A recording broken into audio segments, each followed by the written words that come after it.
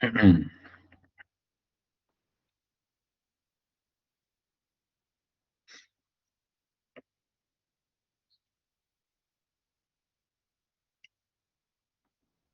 dos, tres.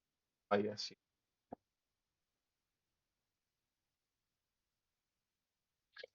Muy bien, Alba Castillo. Buenas tardes, profesor presente. Buenas tardes. Alba Chincha, Alexandra. Buenas tardes, doctor presente. Buenas tardes. Enrique Quiroz, Richard. Enrique Quiroz. Flores Pastor. Flores Pastor. Profesor, disculpe, Enríquez y Flores ahorita están de turno en esto de la brigada dengue. Por eso de repente no se han podido conectar, pero les voy a avisar. Ya, le esperamos. No hay problema. Denis. Yo, profesor, Ahí. presente. Guzmán Velázquez. Presente, profesor. Narro López. Presente, profesor. Buenas tardes. Tardes. Neira Ringilfo. Presente, profesor. Quispe. Presente, profesor. Vega González. Buenas tardes, profesor presente. Buenas tardes. Estamos pendientes de Enrique y de Flores. Ok. Bien. Entonces, antes de comenzar el tema, con respecto a los seminarios que van a presentar la próxima semana, todos están completos, ¿no? Ayer creo que envié el último seminario. Ya no hay nada pendiente al respecto. Flores, ¿no? Flores.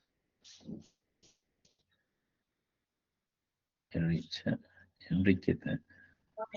Buenas tardes, profesor. Buenas tardes, un momentito. Sí, ahorita se compara, ¿no?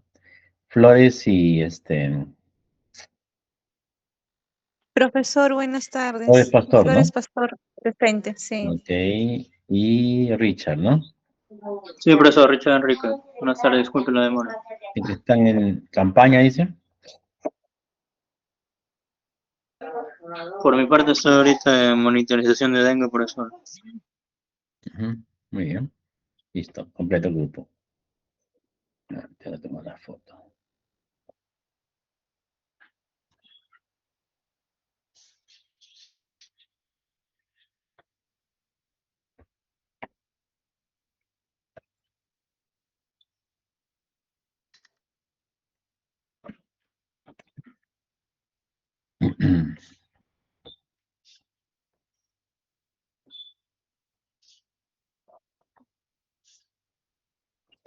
Listo.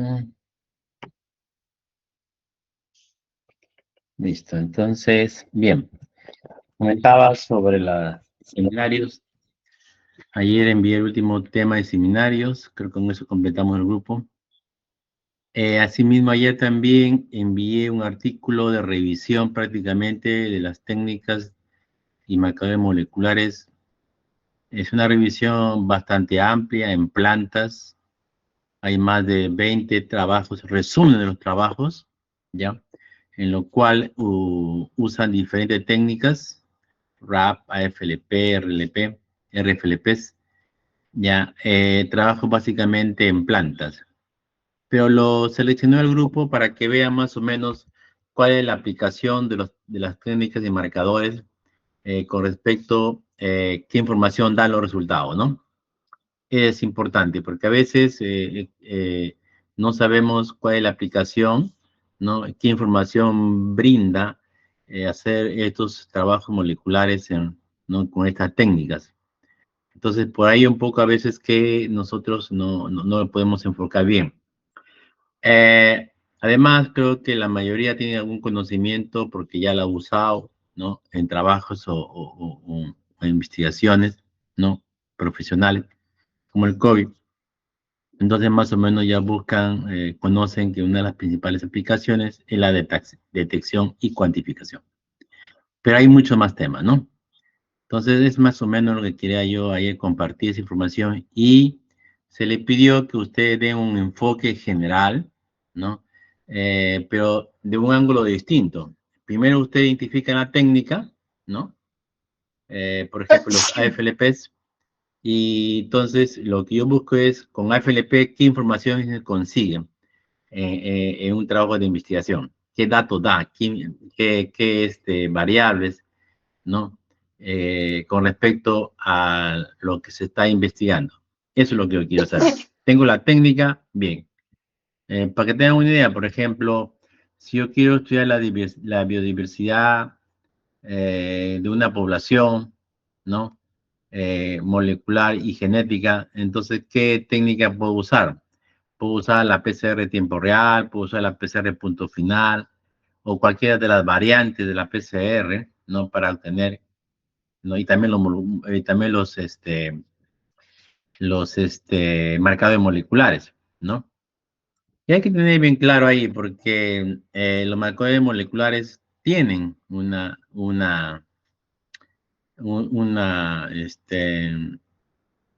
digamos, una información importante que es inherente al propio marcador.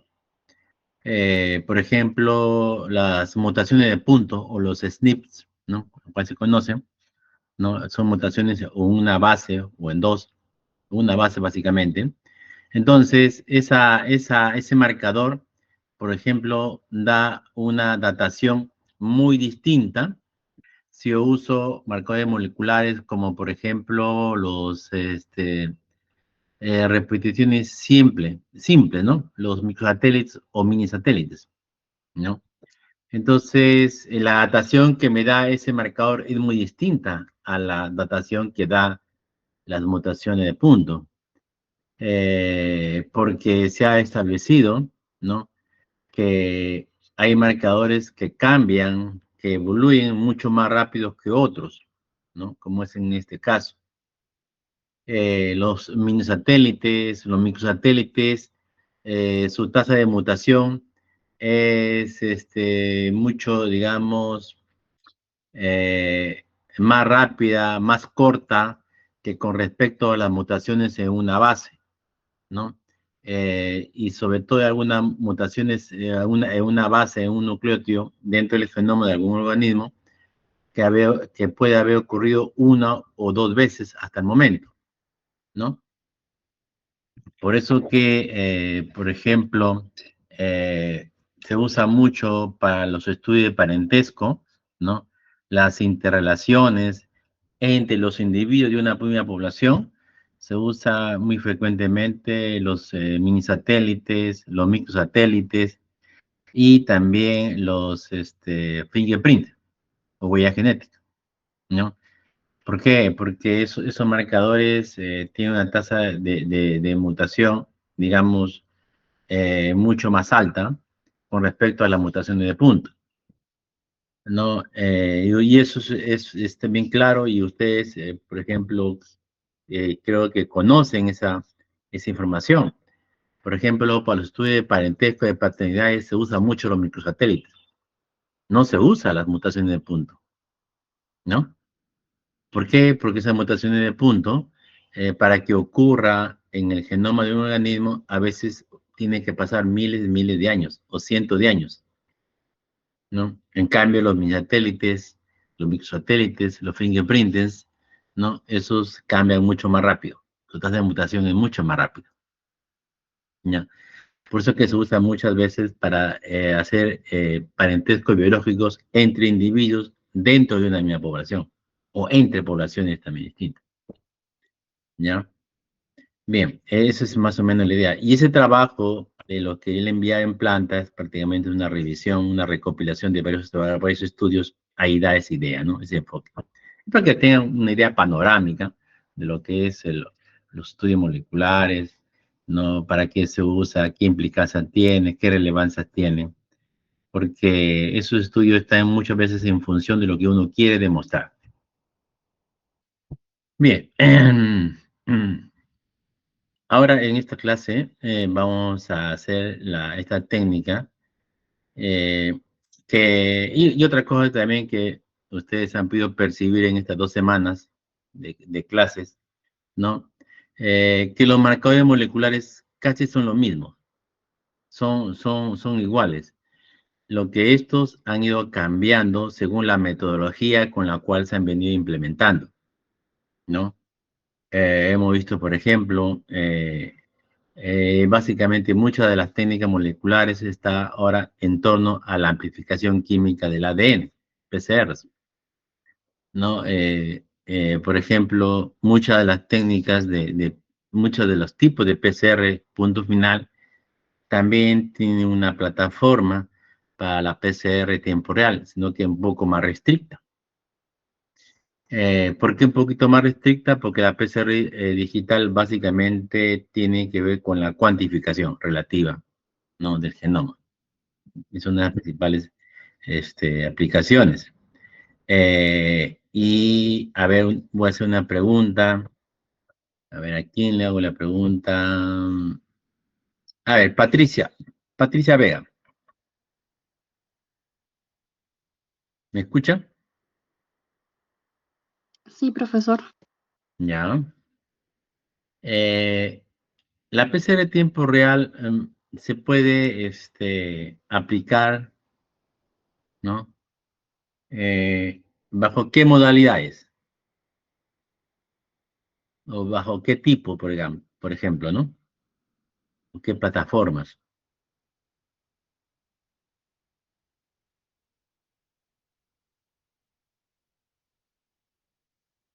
Jocelyn Flores.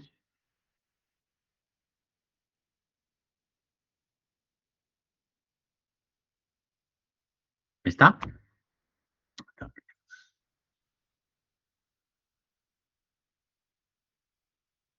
Jocelyn. ¿No está? A ver, Quispe. Quispe Apaico. ¿Está?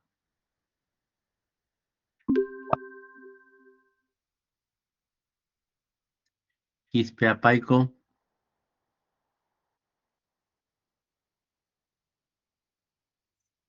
Narro. Sí, profesor. Narro. Profesor, A me ver. había llamado. Sí, dígame. El PCR en tiempo real es donde se acumula pues el ADN amplificado, ¿no? Y es detectado y cuantificado. Ya. A ver, Santos Narro. Profesor, buenas tardes. Es el PCR en tiempo real, sería para el análisis de la variación del número de copias del ADN.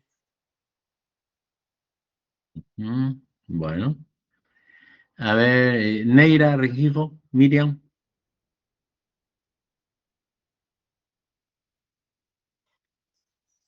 Neira. ¿No está?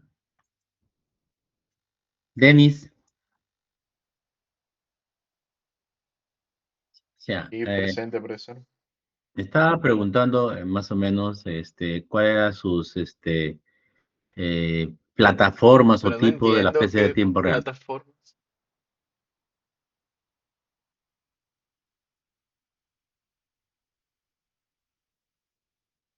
Profesor, por plataformas, yo entiendo como podría ser un termociclador o un sistema de detección de frecuencia. Ujú. Podría ser. Glenda. Profesor, bueno, como un tipo de PCR en tiempo real podría ser la RT-PCR, transcripción inversa, Ah, claro, es un tipo, ¿no? que nos Eh, permite detectar agentes infecciosos, ¿no? Pero él dice plataformas. ujú. Bueno, más o menos esto la semana pasada lo tratamos. Habíamos comentado que los tipos de PCR tiempo real son muy similares a la PCR punto final. Pero la diferencia es que esta PCR cuantitativa tiene dos plataformas, básicamente, ¿no? La plataforma cuantitativa, ¿no? Que es a través de sondas, ¿no? Y la otra plataforma es la cualitativa, que es básicamente para la detección. Y esto usando la cloración de CyberGreen, ¿no? O sea, son dos plataformas. La plataforma cualitativa, ¿no? Es muy similar porque es solamente para detectar ausencia o presencia, ¿No ¿no? serían dos Igual que se métodos? usa en Método la cualitativo PCR y punto método final, cuantitativo. solo que es mucho más específica, ¿no? Qué bien. ¿Por qué es más Qué específica? loca. Porque ahí una de las ventajas que tiene la PCR digital es la dinámica en la cual nosotros podemos ir detectando la replicación del ácido nucleico, ¿no? De manera real, ¿no?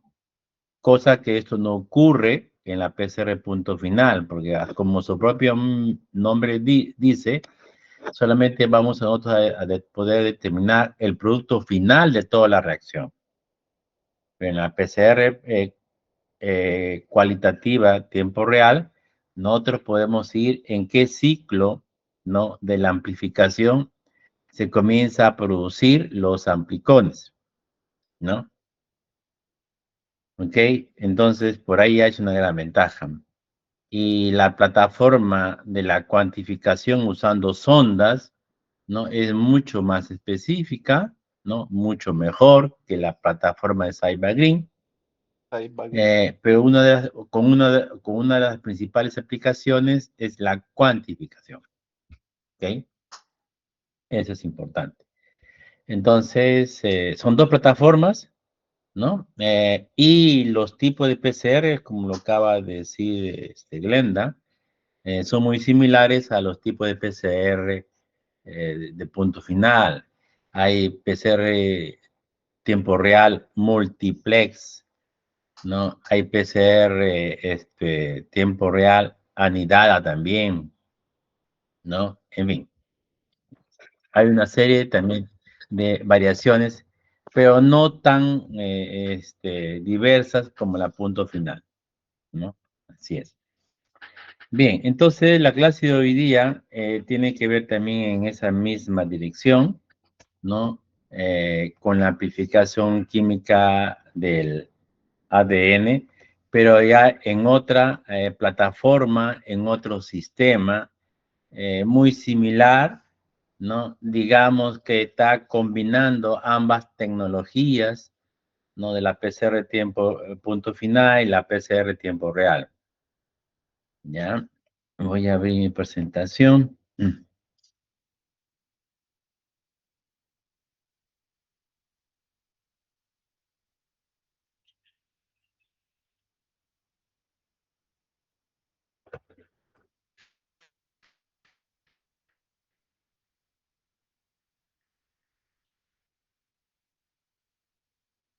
Compartí mi pantalla. Y es muy conocida porque es el tercer nivel o la tercera generación de las PCR, ¿no? De la amplificación química. Me estoy refiriendo básicamente a la PCR digital en gotas, droplets, ¿no? 39. O de DPCR. Aquí básicamente también Double drop. en la PCR digital hay dos plataformas, ¿no? De la tecnología. Una PCR digital, creo que ahí también voy a compartir un paper al final de la clase de las dos plataformas que existe. Bueno, una de las dos, una de las, porque hay más de dos plataformas o tecnologías de la PCR digital. La que más frecuentemente usa es la PCR digital en gotas, ¿no? Y la otra PCR digital usando los chips, ¿no? Es muy parecido a lo que nosotros conocemos a esas plaquitas pequeñísimas que se usa para hacer hibridaciones. Es muy similar, ¿no? Esas, creo que al final o mañana la podemos ver también, ¿no? Esas PCR digitales en placas, ¿no? Que ahí es muy similar porque lo vamos a la PCR en gotas, que la que vamos a desarrollar un poquito más en extenso hoy día, ¿no? Esta tecnología que en la cual nos ha permitido realmente mejorar la calidad de la detección y cuantificación de los ácidos, de las moléculas de ácido nucleico en cualquier solución, ¿ya? Bien, no es tan reciente esta tecnología, ¿no? Ya se viene aplicando con gran intensidad en los últimos años. Aparece en el 2011, ¿no? Esta tecnología de la PCR digital, ¿no? Como la primera fue en la década de los 80, en PCR punto final, cualitativo. El 93, la PCR tiempo real, cuantificación relativa. Y ahora estamos con la PCR digital, que nos da una cuantificación absoluta, ¿ya? Como les comentaba, combina ambas tecnologías, ¿no? De la generación de los PCRs. ¿En qué consiste, no? ¿Cuál es la fortaleza de la PCR duplex, no? Vamos a hacer la comparación una con otra, ¿no? Por ejemplo, tanto en la PCR punto final como en la PCR en tiempo real, nosotros hacemos una sola reacción, ¿no? En un volumen que varía, que puede ser 11 microlitros, volumen de reacción, 25 microlitros, 50 microlitros y hasta 100 microlitros, ¿no? Entonces, era una sola reacción con ese volumen, ¿no? En cambio, ya esta tecnología de la digital, ¿no? Esa reacción única se ha transformado en micro reacciones, ¿no? En la cual aumentamos el número de reacciones, ¿no? Pero a la vez reducimos el volumen de la reacción, ¿no? Entonces, de una reacción única de 20 microlitros, ahora con esta tecnología de la droplets, estamos hablando de más o menos 20.000 microreacciones, ¿no? Y ahí está una de las principales fortalezas, ¿no? De la tecnología, ¿no? Que es aumentar, ¿no? Fortalecer la prueba, ¿no?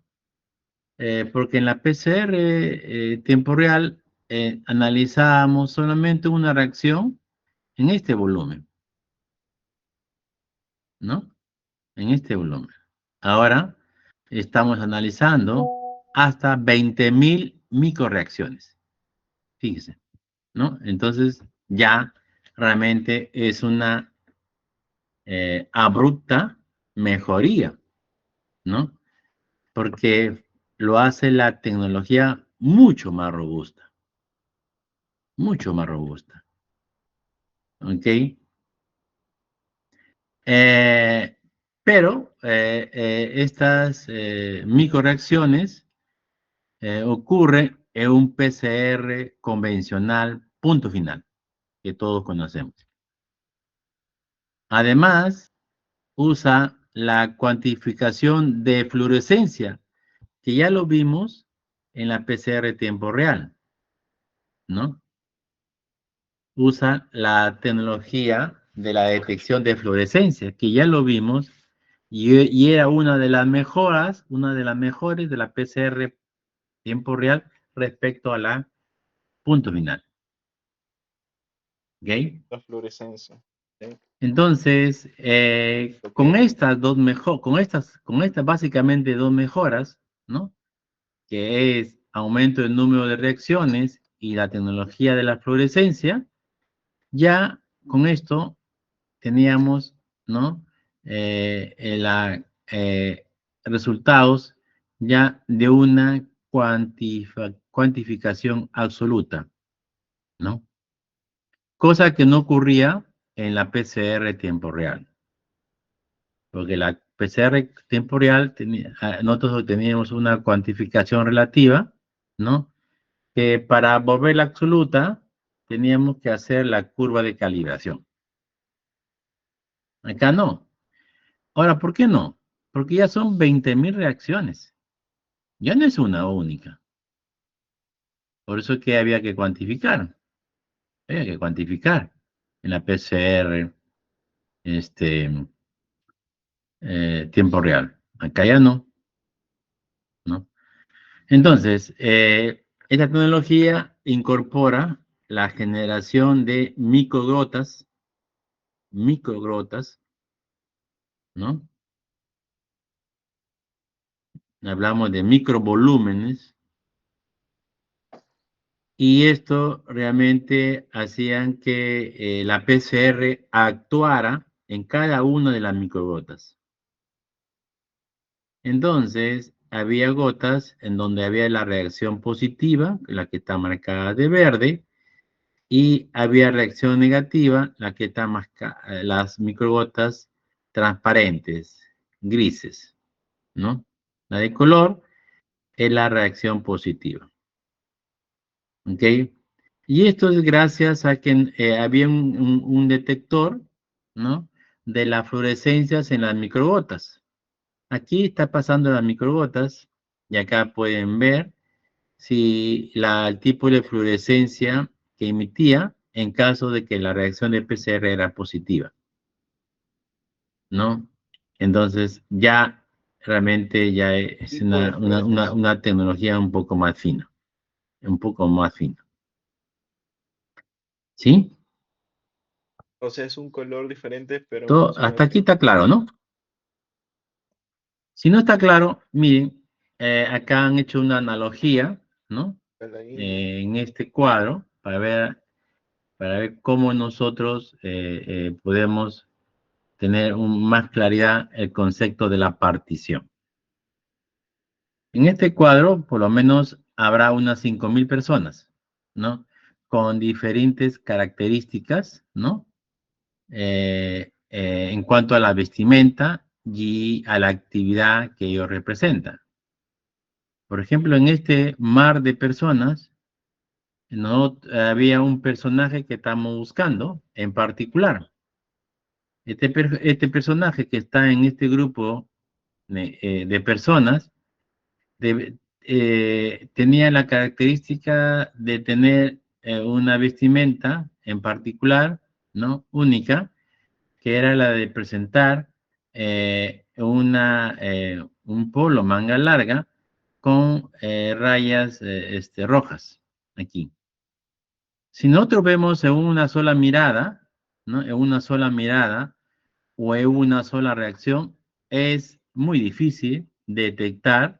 Habríamos que estar mirando con detalle ya lo cada una de encontré. ellas, ¿no? Arriba a Cada la una de ellas. izquierda, Pero si por nosotros donde está la comenzamos a mesa. dividir este cuadro, ya por ejemplo, en 9 cuadros más pequeños, entonces Ah, ya estaba un poco más, digamos, clarificando los agrupamientos de las personas y facilitando la detección, ¿no? Del personaje que estaban buscando.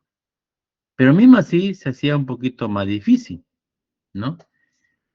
Entonces, acá, por ejemplo, podríamos seguir subdividiendo un poco más, ¿no? Cada cuadro para mejorar la visualización, ¿no? De las personas en cada uno de ellos. El personaje que estaban buscando está aquí, ¿no? Miren, personaje con esta vestimenta es el personaje que no estaban buscando. En una primera mirada era bien difícil ubicar. Pero ya cuando comenzamos a hacer las particiones o el agrupamiento más pequeño, la cosa iba un poquito más mejorando. Y si seguíamos dividiendo, ya podíamos detectarlo con mayor claridad. Eso es más o menos la magnitud en cuanto a la resolución de la prueba, ¿no? Aumentar el número de escenarios, ¿no? El número de escenarios para mejorar la identificación de el elemento que estamos buscando, ¿no? Entonces, aquí está una de las características principales de la reacción, ¿no? Esta reacción única, ¿no? Nos da una medición única también, porque es una sola reacción. En la PCR droplet, esta única reacción se convierte en miles de microreacciones, ¿no? ¿No? En microgotas o hasta en nanogotas, y cada gota es independiente de la otra, ¿no? Cada gota es independiente de la otra. Y en cada gota ocurre una reacción de amplificación. ¿Ya? ¿Sí? Bien. Entonces, como había comentado, la partición de la muestra incrementa la abundancia, porque claro, aquí hay mucho más microreacciones, ¿no? Incrementa también la detección, porque nosotros podemos detectar con mayor facilidad en cuál de estas microgotas ocurren o están, ¿no? Las mutaciones mutantes o la molécula que estamos buscando, ¿no? La molécula que estamos buscando.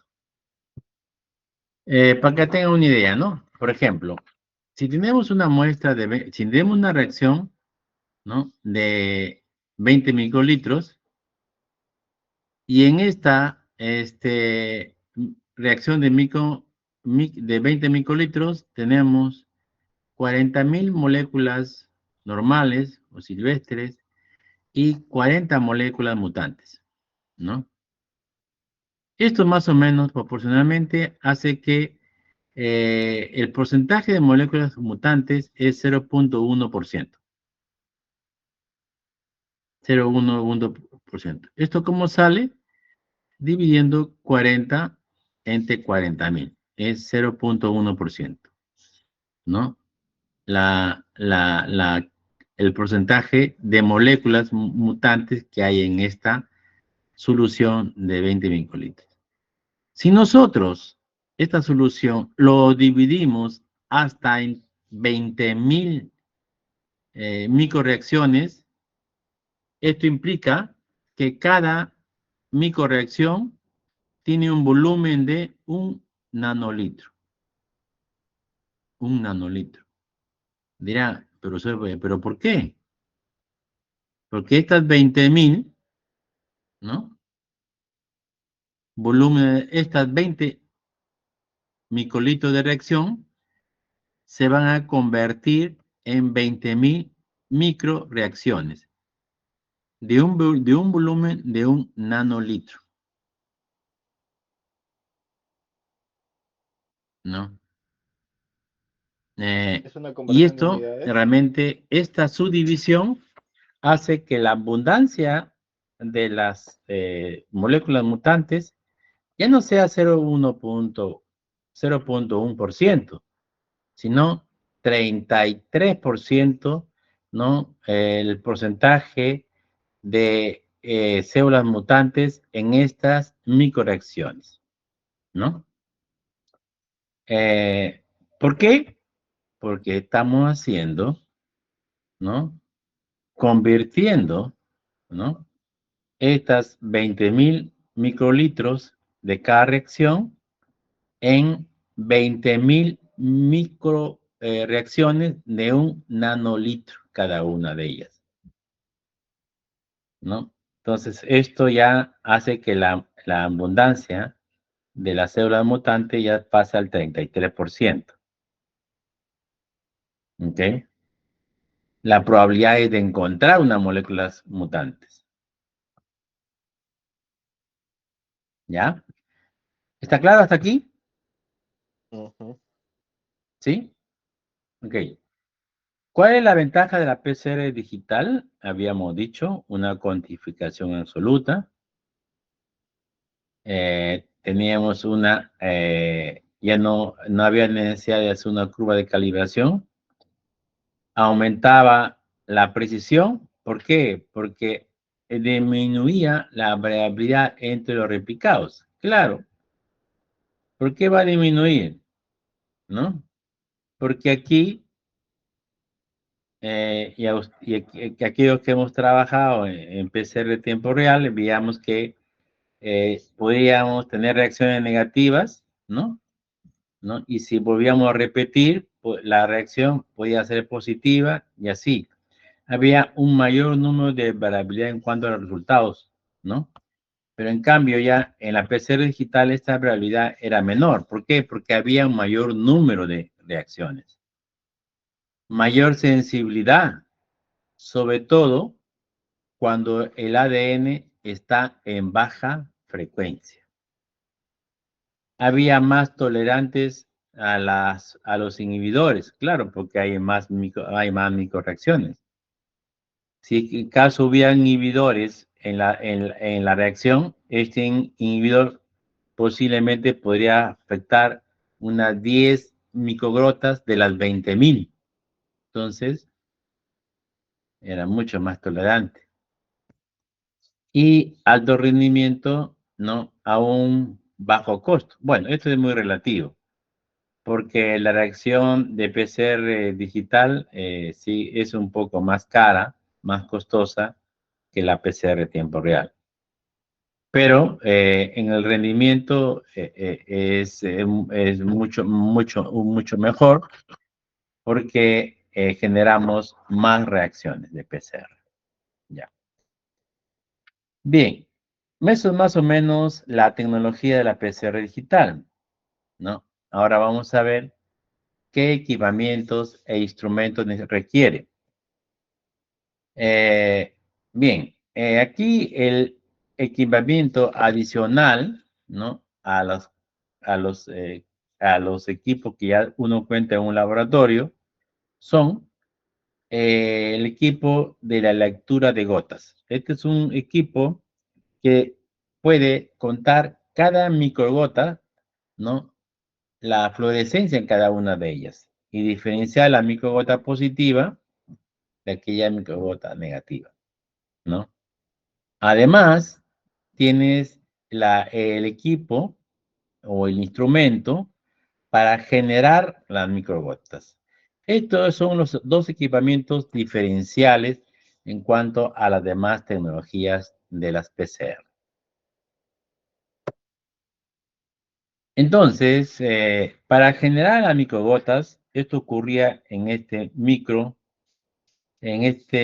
equipamiento. En este equipamiento se colocaban unas placas, ¿no? Y en estas placas es donde estas placas tenían, ¿no? Una entrada para combinar el aceite con la muestra que contiene el volumen de reacción. Claro, porque estas microreacciones, ¿no? De PCR, eran microgotas que se generaban por la incorporación de un aceite realmente especial, pero que actúa un aceite. Ustedes, por ejemplo, pueden, a ver, ya se pueden imaginar, este es un fenómeno muy parecido, que cuando nosotros combinamos el agua con el aceite. Si el agua con el aceite nosotros mezclamos en una botella y lo agitamos, van a ver que se forman microvolúmenes o microgotas de aceite. ¿no? Conforme dejamos de reposar, estos microvolúmenes de aceite van ampliándose porque se van uniendo y van generando un aumento en el tamaño de la microgota.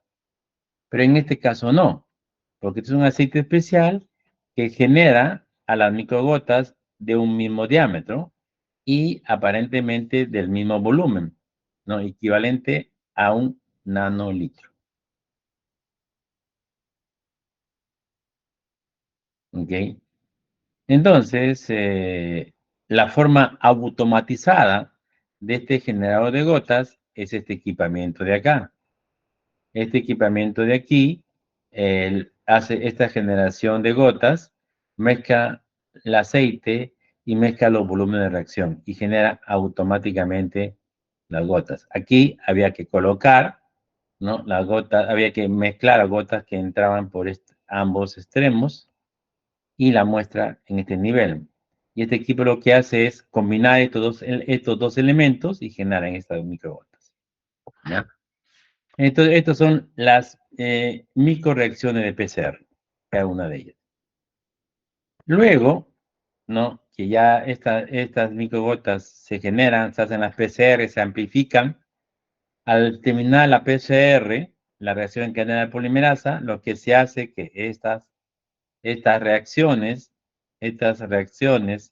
que tienen estos microvolúmenes pasan por un sistema capilar en el cual cada microgota la atraviesa. Y al atravesar hay un lector con un láser que va a detectar la fluorescencia de cada microgota, ¿no? La microgota que tiene amplificación es detectada por la fluorescencia que emite. Y la microgota que no tiene fluorescencia representa las microgotas negativas en donde no hay amplificación. El sistema de generación de esta fluorescencia es igual a esto. Igual al que hemos visto en la PCR digital. Igual. En este caso ya no hablamos del Cyber Green, no como es en la tiempo real, sino hablamos de Eva Green. Ya, pero al principio es lo mismo, es un compuesto químico, una proteína que tiene afinidad por la doble hélice, ¿no? Y el sistema de sondas es muy similar al que hemos visto en la PCR tiempo real, usa sonda FAN y sondas Higgs y Biggs. Por ahora, estos equipamientos solamente pueden leer dos sistemas de gotas, de dos fluorocromos, FAN y Higgs y Biggs.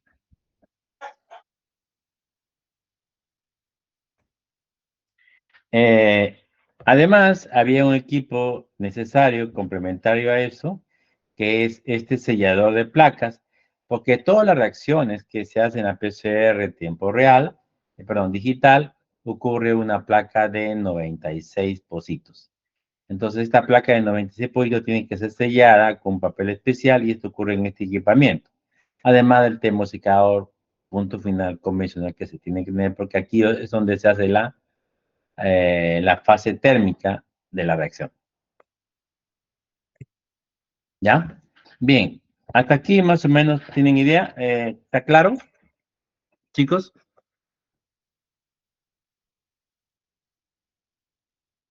¿Habrá preguntas? Está claro, profesor. ¿Sí? ¿Narro? ¿Flores? ¿Está claro? Sí, profesor. Poco a poco vamos a ir viendo más detalles y cómo realmente todo el flujo de trabajo que se hace, lo vamos a ver en este momento. Para que tengan una idea que es muy similar a todo el procedimiento que hemos estado viendo de la PCR punto final, la PCR tiempo real y ahora la PCR droplex o digital, ¿no? Entonces, miren, acá están las etapas importantes de la reacción, ¿no? Primero, hacer la reacción, ¿no? Hacer el mix, los componentes. Aquí hay que precisar que además de los componentes normales de una PCR, como son el supermix, ¿no? Los cebadores, las ondas y el ADN, obviamente, o la muestra. Además, tenemos que acá usar el aceite para generar las microgotas. Este aceite también el aceite está relacionado con la plataforma de la PCR digital, ¿no? Si la plataforma de la PCR digital usa el tipo cualitativo, ¿no? Solamente para detectar, entonces el aceite tiene que usar para hacer las microgotas solamente para EVA Green. Si la plataforma de la digital es con sondas, entonces el aceite para generar las microgotas tiene que ser diferente al aceite de la PCR con EVA Green. Es muy diferente, ¿no? Por eso hay un elemento a más que esto encarece la reacción, ¿no? La reacción. Además, tenemos que tener el generador de gotas, ¿no? El generador de gotas, la PCR convencional, ¿no? Aquí va a generar la fluorescencia en las gotas que tienen el ADN o que no tienen el ADN, y luego el lector de las gotas. ¿Ok? Entonces, estas son las 4 etapas, los 4 partes de la tecnología de la PCR digital en gotas. ¿Sí? Bien. ¿Y cómo es el procedimiento? Lo mismo que nosotros hemos estado viendo hasta la fecha. Primero hay que hacer siempre nuestra extracción de ácidos nucleicos. Hay que hacer la reacción de PCR, combinar todos los componentes en esta reacción. Luego de esta reacción hacemos las microgotas a través de la generación del instrumento de gotas. Luego hacemos la PCR propiamente dicha, termociclador, y finalmente el lector de las gotas, ¿no? Para discriminar qué gotas son positivas y qué gotas son negativas. Y ahí viene después el análisis de datos, ¿no? Ese es más o menos el flujo similar, ¿no? A las demás técnicas de PCR.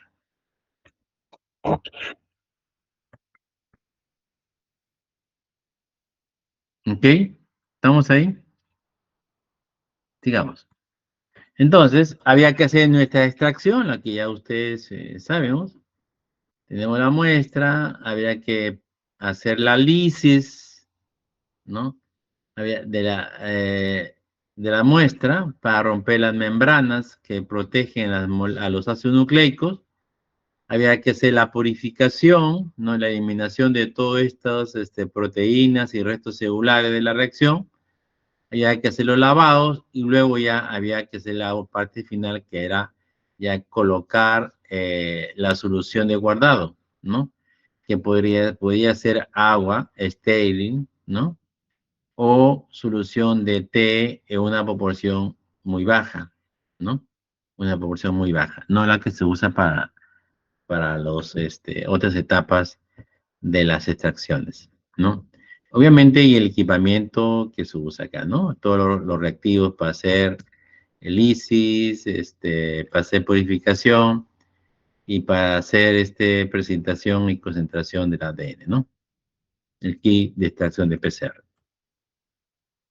Bien, acá quería mostrar que cómo que se generan las microgotas. Muy bien. Hasta ahora no hay otras plataformas, ¿no? Para hacer la generación de gotas, que se usa una plaquita como la que ustedes están viendo acá. Esta plaquita tiene para trabajar 8 muestras. 1, 2, 3, 4, 5, 6, 7, 8 muestras, ¿no? Y esta plaquita tiene 3 columnas de 8 compartimentos cada columna. Total son 24. En el cual en un compartimento se coloca las gotas, ¿no? Entonces acá se coloca la gota de aceite. Y en el compartimento interno se coloca ya la muestra de los 20 microlitros aquí. En este caso esta placa tiene para 8 tipos de muestras, ¿no? Y aquí se coloca el mix de PCR, todo. Y estas dos columnas llenas con la muestra y con aceite se va al equipo generador de gotas. Y lo que va a hacer es mezclar las muestras con las gotas individualmente y colocar las microgotas en esta última columna. Aquí se colocan ya las gotas que contiene el aceite con la muestra. En este caso tenemos para trabajar 8 reacciones o 8 muestras, ¿no?, de análisis. ¿Ok? Como les comentaba, usa un aceite especial, ¿no? Este aceite es diferente al que se usa para sondas, del que se usa con Evagreen. Son aceites distintos, ¿no? Aceites distintos, ¿no? Luego se tapa, o sea, esta plaquita, ¿no? Se tapa, ¿no? Como están viendo acá, este equipo también se usa para tapar, ¿no? Digamos, este es el soporte, donde es la placa, y esta placa va en este soporte.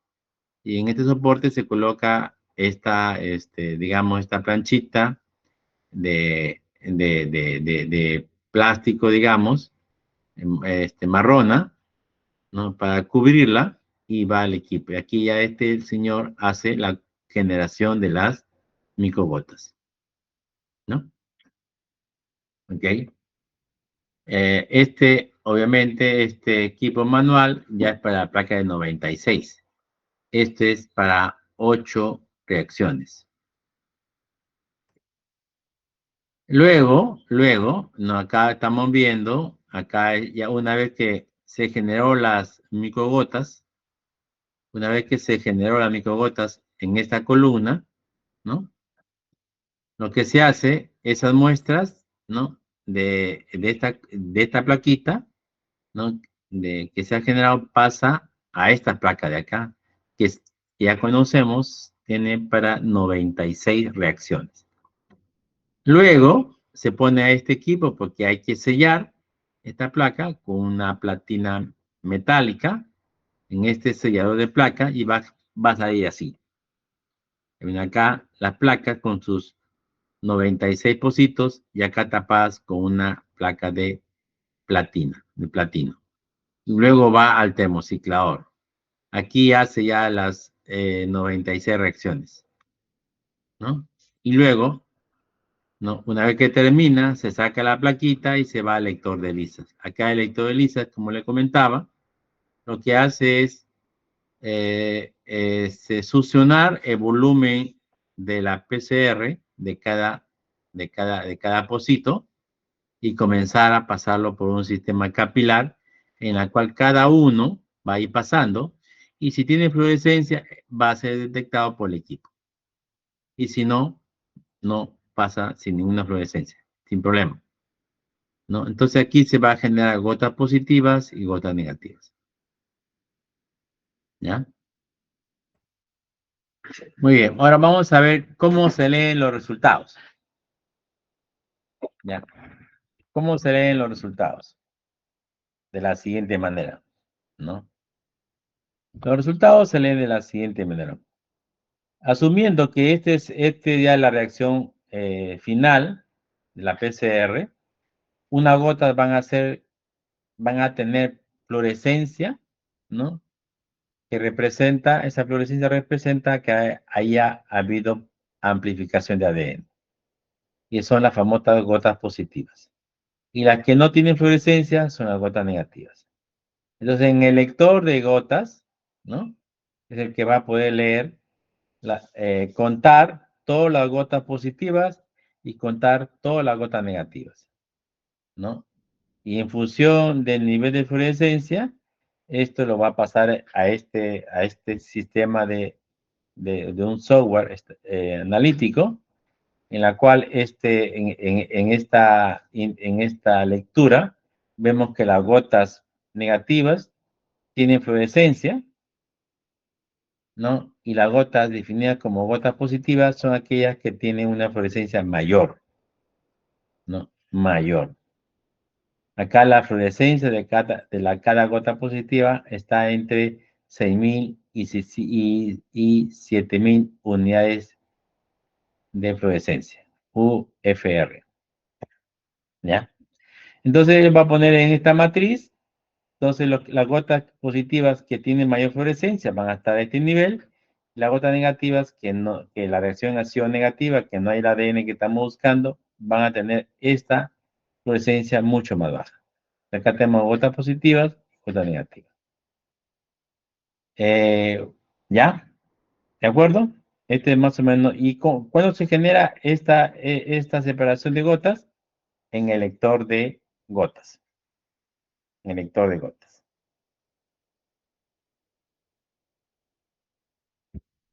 ¿Sí? Bien.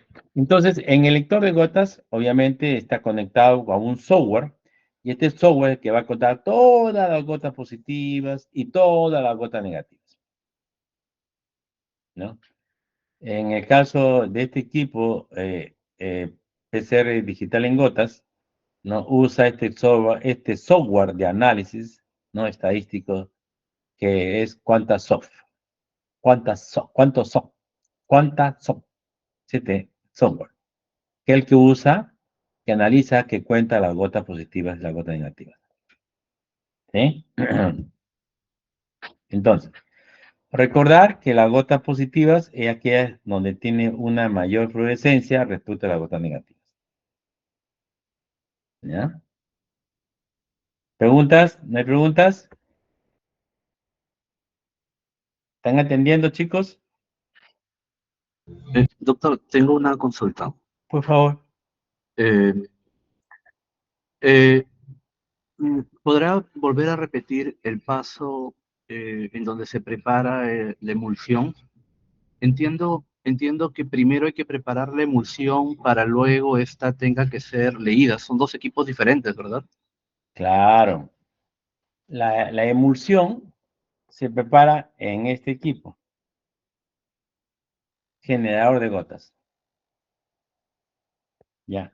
¿Y cómo se prepara? De la siguiente manera. Un momentito, por favor, ¿ya?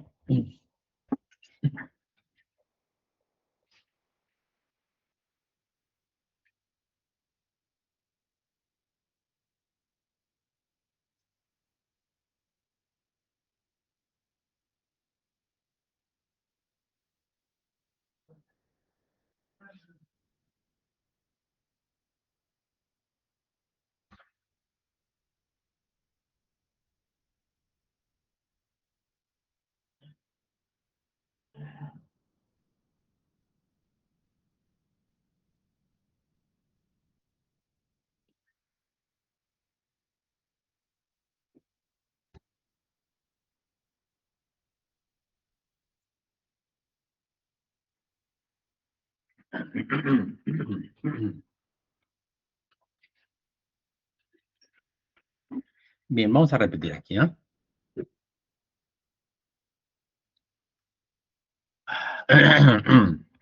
Veamos. Vamos a repetir la parte de la generación de gotas, donde se forma la emulsión.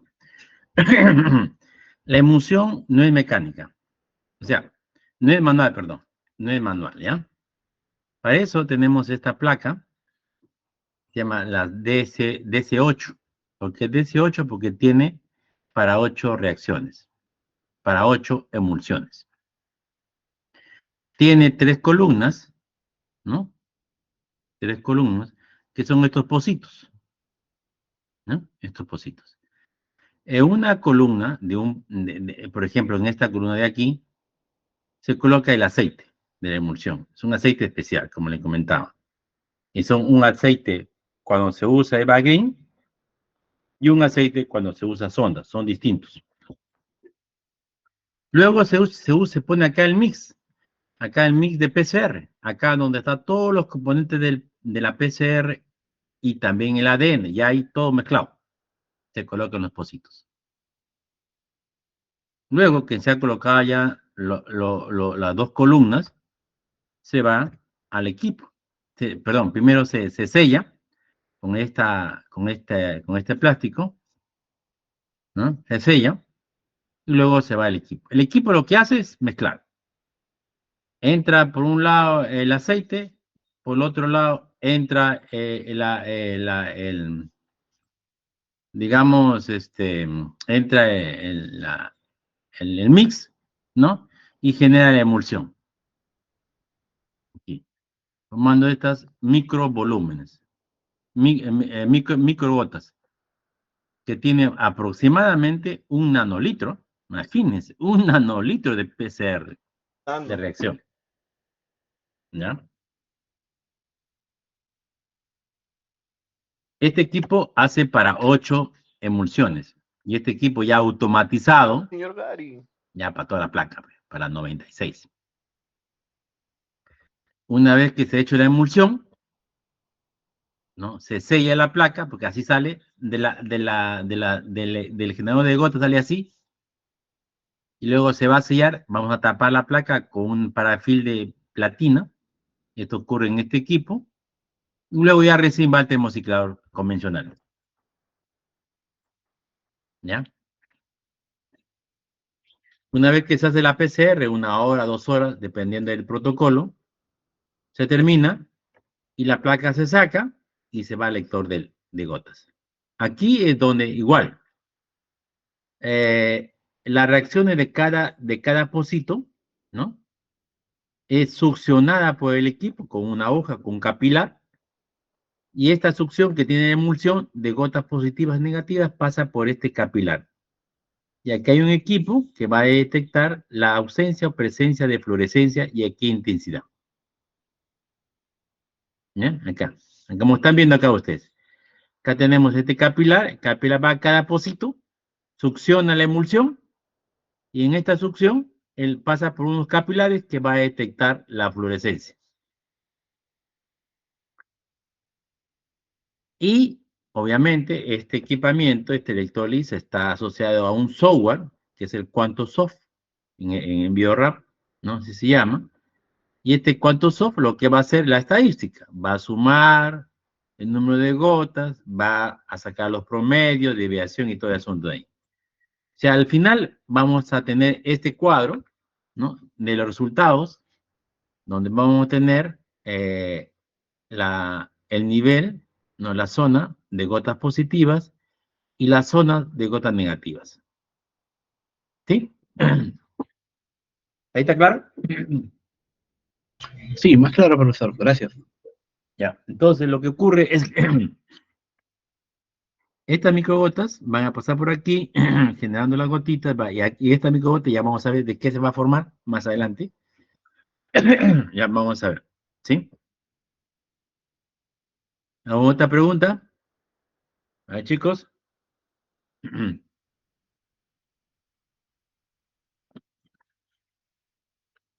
hay preguntas? Continuamos.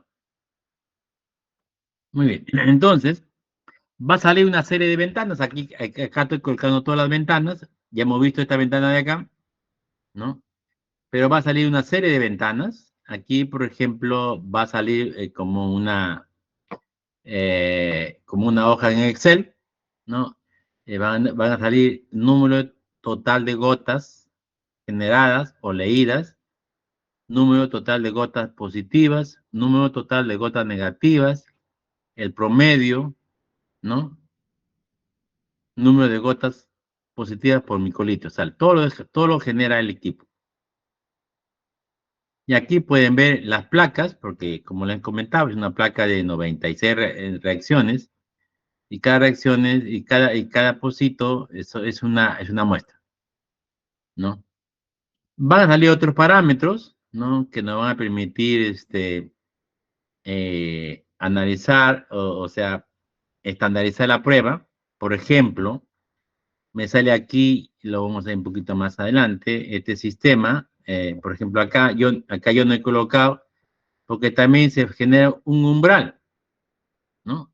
Un umbral que ustedes pueden ver acá. A ver, voy a preguntar.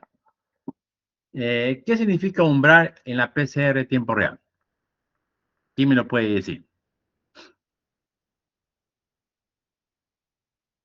¿Qué significa el threshold en la PCR tiempo real? Porque acá también se va a generar un umbral. A ver. ¿Quién recuerda?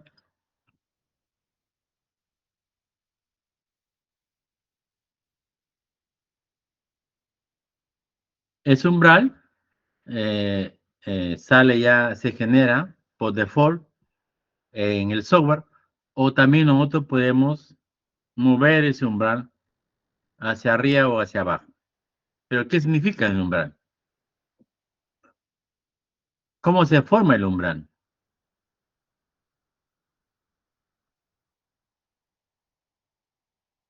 ¿Mm? ¿Lo recuerdan, chicos? Vamos a ver. Ya, veamos acá, mientras recuerdan. Acá, por ejemplo, en este sistema bidimensional, ¿no? Y tenemos acá en el eje de la Y, es la fluorescencia, 1000, 2000, 3000, 4000, 7000, 8000 unidades de fluorescencia relativas. Y en la parte inferior, ¿no? El número de gotas o de eventos, ¿ya? Número de gotas o de eventos, ¿ya? Y aquí se forma el umbral. Acá no está por cuestiones didácticas, pero acá ya en el software del computador sale el umbral, que está ese nivel de acá, esta línea. Entonces la pregunta es, ¿qué es el umbral? ¿Qué significaba el umbral en la PCR tiempo real? En la pregunta.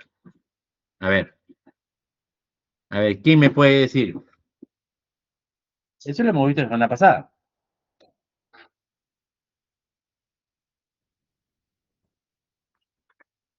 A ver.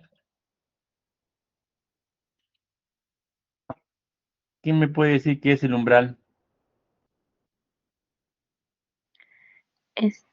Profesor, es ¿Quién es? ¿Brenda? Alexandra. Alessandra, vamos. Sí, profesor, es la detección o la El señal de nivel, detección, ajá, de cuando se da el incremento exponencial, es decir, claro, exponencial, o sea, se detecta ese nivel máximo ya. ¿Quién tiene otra en opinión? la fase exponencial. Ya, ya, está bien, está bien. ¿Quién tiene otra opinión? Mm, No es tan exacto así, pero Profesor, ya. el- Nombre, el umbral, bueno, es considerado también como el patricio. Patricia, vamos. Eh, el umbral, o sea, es considerado también como el control negativo y aparece antes, bueno, está antes de la curva exponencial, o bueno, del Ya, levantamiento exponencial. ya. Y Sí, ya, bueno. ¿Quién más? Está mejor. ¿Quién más? ¿Qué es el umbral? Doctor, A ver. el umbral estaría haciendo referencia, digamos, al punto de amplificación, en donde la señal que estaría emitiendo, digámoslo así, el fluoróforo va a superar el nivel establecido de fondo de fluorescencia que puede haber en el sistema. Ya. Está mejor, está bien. ¿Qué más? ¿Qué es el umbral?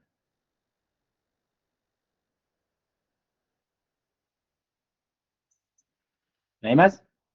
A ver, precisemos. A ver, el umbral, digamos, no es el control negativo propiamente dicho, sino que el umbral, en ese nivel que se forma, y claro, está casi sobrepuesto del nivel de fluorescencia que se genera en el control negativo, ¿correcto? Ese es. O sea, no es el nivel, no es el control negativo, sino es un nivel que se forma tomando en cuenta la fluorescencia del control negativo, ¿no? Ese es el umbral, en el cual va a separar, ¿no? La fluorescencia, o va a diferenciar, mejor dicho, va a diferenciar la fluorescencia, ¿no? Que se genera en los tubos de las muestras, ¿no? Con relación a la fluorescencia que se genera en el tubo control negativo, ¿ya?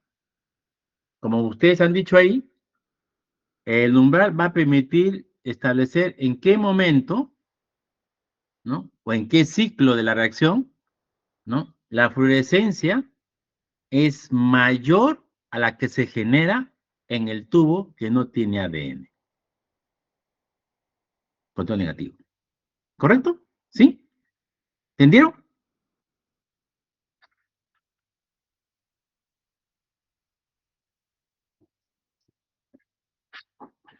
Parece que no entendieron.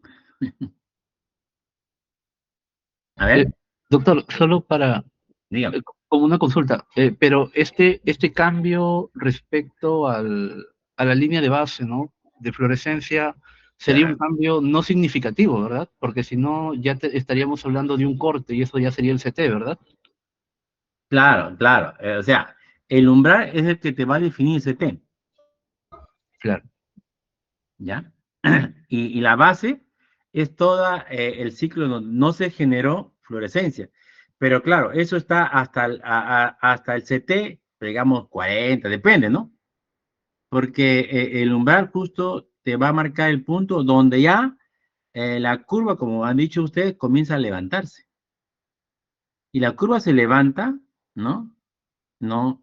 En la muestra en donde la fluorescencia es mayor a la fluorescencia emitida por el control negativo. Y la base es el punto de corte, ¿no? Donde ya levanta. ¿Sí? Ahora bien, nosotros, ese umbral está definido por el software, ¿no? Nosotros podemos, de alguna manera, manualmente alterar ese umbral cuando queremos mejorar el resultado, ¿no? Porque a veces hay ciertas cosas que debemos hacer para que sea más claro el resultado, ¿no? Acá también pasa lo mismo. Hay un umbral. En este caso, el umbral tiene el mismo significado, porque también en esta prueba se hace controles negativos, ¿no? Un control negativo, ¿no? O que no tiene ADN, también va a generar fluorescencia por los mismos componentes que tiene, ¿no? Pero esa fluorescencia es un background de la reacción en sí. Pero cuando esta fluorescencia que ocurre en otro tubito, ¿no? Se comienza a incrementar porque ahí realmente ya está ocurriendo la amplificación de ADN, entonces va a rebasar ese umbral. Por eso que en este caso el umbral va a separar las gotas positivas de las gotas negativas. El umbral aquí sería en este nivel, 4000 unidades relativas de fluorescencia. Y este umbral va a separar las gotas positivas, la nube de gotas positivas, de la nube de gotas negativas. Porque ustedes pueden ver que acá también hay gotas, ¿no? Cada gotita sería una fluorescencia. Cada gotita sería la fluorescencia de una microgota. Y acá pueden ver otra aquí, otra acá, que está por fuera de la nube de las gotas positivas o de la nube de gotas negativas, porque acá también, mire, hay gotas negativas que tienen un poquito más de fluorescencia. Por eso que el umbral, el mismo software, lo establece en 4000. Va a variar de cada reacción. Entonces, este umbral va a indicar, las que están por encima de 4000 son gotas positivas. Y las que están por debajo de 4000 son gotas negativas. ¿Ya? entonces va a tener esta cosa aquí, ¿no? Pero aquí, bueno, este es un sistema donde ve un solo fluorófono, pero si la reacción tiene dos marcadores, FAN y BIC, por ejemplo, o FAN y HEP, entonces ya se genera otro color, como ven acá. Acá, por ejemplo, tenemos otro canal donde tenemos la fluorescencia de otro fluorocromo. Acá es verde y acá es azul. Acá son dos marcadores que se han usado. Acá es un solo marcador que se ha usado, ¿ya? Entonces, cada marcador tiene su propia esquema bidimensional. Y en este de aquí, con más claridad, ya acá es más o menos paralelo, acá ya es diferente, pero es muy similar a esto. Acá ustedes pueden ver con mayor claridad, ya, por ejemplo, las gotas positivas cuando pasan de este umbral, ¿no? Y las gotas negativas, sí. Acá también, ¿no? En gotas negativas y gotas positivas pasan de este umbral. Claro, para este canal que tiene un fluorocromo y para otro canal que tiene otro fluorocromo, ¿ya? Es más o menos una interpretación. Entonces, igual. ¿Cuáles eran los parámetros de calidad de la PCR en tiempo real? Los parámetros de calidad de la PCR en tiempo real era, ¿no? Primero, que se genere una curva simoidal, ¿no? Simoidal. Luego, también otro parámetro era que el control negativo no tenga ni una levante en cuanto a la fluorescencia, ¿no? Que no pase el umbral, porque si no estábamos fritos. Acá también hay parámetros de calidad, ¿no? Uno de los parámetros de calidad era que las gotas positivas mantengan una distancia adecuada de las gotas negativas. Las gotas positivas sean distantes de las gotas negativas. Acá las gotas positivas tienen un promedio de 100.000 unidades de fluorescencia. Las gotas positivas. La gota negativa tiene 2.000. Bastante distancia, bastante claro. Y eso es lo que se muestra acá también, ¿ya? Miren, acá también. Acá ya la cosa cambia, ¿no? Porque acá hay una nube de gotas positivas. O sea, la muestra estaba bien cargada. Y acá, gotas negativas y gotas positivas. Ya son pocas, pero aquí hay una nube todo en este nivel. Por encima de 10.000 unidades. Esta, por ejemplo, puede ser la reacción ideal, la óptima, ¿no? Porque tenemos gotas por encima de 10.000 unidades de fluorescencia, bastante altas. Y acá tenemos 2.000, bastante bajas en claridad. ¿Ya? Gotas negativas y gotas positivas. Alguna acá está colocada ese como más frecuente, ¿no? Que se usa. ¿Ya? Por encima de 10.000. Claro, hay también gotas por acá, ¿no? Por 8.000, digamos 9.000. Acá también un poquito más de 2.000. Pero la distancia es óptima. Esta es la reacción perfecta. También ese software ya da, por ejemplo, el número de copias porcentuales de cada reacción. Por ejemplo, aquí estamos viendo, ¿no? Cada nivel, por ejemplo, acá tenemos estas dos columnas, este polígono, ¿no? Estas dos columnas representa una muestra. Cada uno es una muestra. Cada uno es una muestra. Y en cada muestra va a haber gotas positivas y gotas negativas. Gotas positivas y gotas negativas. ¿Ya? Gotas negativas, positivas y gotas negativas. ¿Ok? Pero en este caso, en este caso es el número total de gotas, ¿no? ¿Sí? Por ejemplo, acá, el número de gotas positivas es 14.570 gotas positivas, ¿no? De este 14.000 y tantas gotas positivas, hay, creo que aquí, 4.600 y tanto, ¿no? Acá hay 15.000 gotas y hay 5.000 gotas positivas, negativas. Así, ¿ya? En este de acá es el promedio. Acá hay, por ejemplo, 2 puntos en esta muestra de acá, que es en este de acá, que es el control positivo. El número de gotas positivas es 2.6 por gotas positivas por microlitro. Esta muestra tiene una gota positiva por microlitro, 0,44 por microlitro, así. Ya porcentuales de cada muestra. ¿No? Uh-huh. Acá, claro, acá, ya sé cómo está aquí. Aquí, miren, chicos. Acá tenemos el número, este de acá es el número total de gotas, el número de gotas leídas. Este de acá. Número de gotas leídas. Sí, a ver cómo será 15.000. Sí. Sí. Número de gotas, perdón.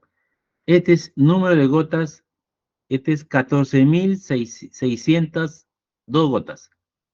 14.602 gotas. Este es el número total de gotas positivas. Número total de gotas de la reacción. O sea, el número total de gotas de la reacción está constituido por el número total de gotas positivas más el número total de gotas negativas. En este caso, las gotas positivas son 32 gotas. Hay 32 gotas positivas de 14.602 gotas. ¿No? Y este de acá, 14.570, es el número de gotas negativas. Si yo sumo 14.570 más 32, me da 14.602 gotas. ¿Correcto? En esta reacción, en este tubo. En este otro tubo vemos que hay 13 gotas positivas, ¿no? De 15.065 gotas leídas, de las cuales las negativas son 15.032, 52, perdón. En esta otra muestra, vemos que hay 5 gotas positivas con fluorescencia, de 13.371 gotas. Las otras negativas son 13.366. Si yo sumo las negativas con la positiva, me da el total, ¿no? Miren, ¿ok? O sea, ya se imagina la sensibilidad del equipo, ¿no? El equipo ha leído, por ejemplo, no hay mucha diferencia acá, están parejitas, debe haber otro resultado por ahí. Pero el equipo, por ejemplo, ha leído aquí, ¿dónde se ve con claridad? En este. En este equipo, en este acá, ha leído 15.065 gotas, ha leído el equipo, en esta muestra. 15.065 gotas. Y ha detectado solamente 13 gotas positivas, con fluorescencia. El resto es negativo. ¿Ya? Miren. ¿Ok? Entonces, esa es la fortaleza de la reacción. Quiere decir que, por ejemplo, en esta última muestra, él ha leído 14.775 micro-PCRs, microvolúmenes de PCR, y ha encontrado 0 gotas positivas. Todas son sin fluorescencia, o no han pasado el umbral, digamos. Acá ha leído 16.664 gotas, de las cuales ha encontrado una gota positiva. Y así sucesivamente. Entonces ustedes pueden ver la fortaleza y el nivel de la fortaleza de la sensibilidad de la prueba, ¿no? Imagínense, leer una gota con fluorescencia de 15.000, de 16.000 gotas. Muy bien, sigamos. ¿Entendieron esto, no? Vamos a ver, para que tengan una idea, cómo más o menos eso de gota positiva, gota negativa, bueno, entiendan. ¿Cómo que se calcula la concentración? Una PCR digital. Es las que están marcadas aquí, en este caso, ¿Qué color es este? Amarillo, no, amarillo no es, bueno, amarillo, rojizo, digamos, naranja. Estas que están marcadas de naranja son las que emiten fluorescencia. ¿Pero por qué emiten fluorescencia? Porque aquí hay una molécula de ADN a detectar lo que está en esta línea. Es una molécula de ADN. Y como hay molécula de ADN, acá hay PCR. Y al ver PCR hay fluorescencia. ¿Ok? Entonces, aquí puede ver que estas moléculas hay en mucho menor cantidad al total de gotas. Acá hay 3 moléculas que tienen ADN del total. En esta otra muestra vemos que hay mucho más moléculas positivas con fluorescencia, ¿no? Que respecto a la primera. Entonces acá estamos viendo, por ejemplo, que el número de moléculas blanco, ¿no? Digamos, el número de moléculas blanco es mayor al número de gotas positivas. ¿Por qué? Acá dice, el número de moléculas blanco, o sea, el número de moléculas positivas, ¿no? El número de moléculas blanco, o sea, el número de moléculas con ADN es mayor al número de gotas positivas. Pero acá discrimina gotas positivas porque tiene ADN, ¿no?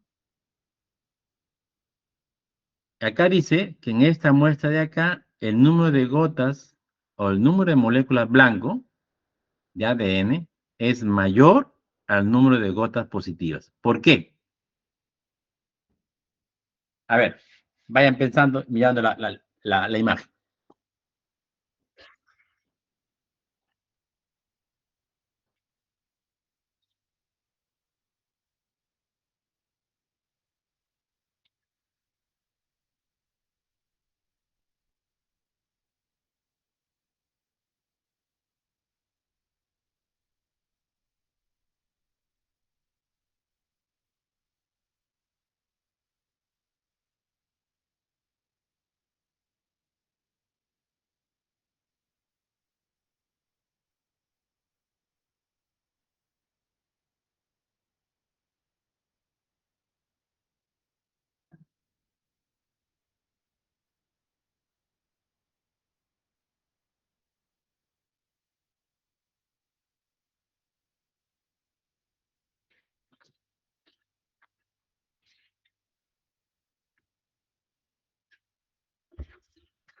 ¿Una idea? A ver. Primero, respondamos la siguiente pregunta. ¿A qué llamamos